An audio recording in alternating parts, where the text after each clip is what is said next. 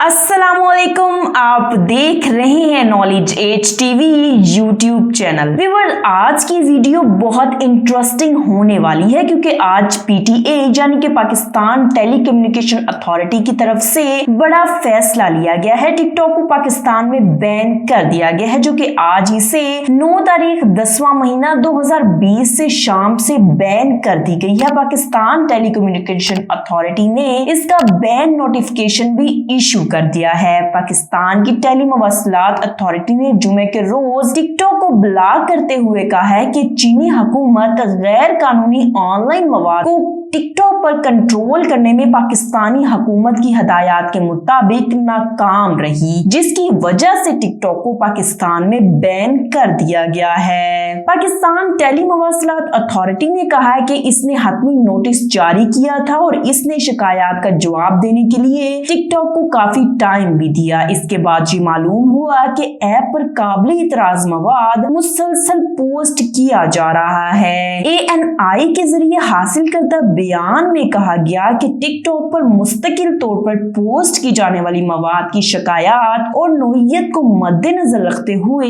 PTA ने दरख्वास्त को एक हतमी नोटिस जारी किया और अथॉरिटी की हदायत पर अमल करने के लिए काफी वक्त भी दिया।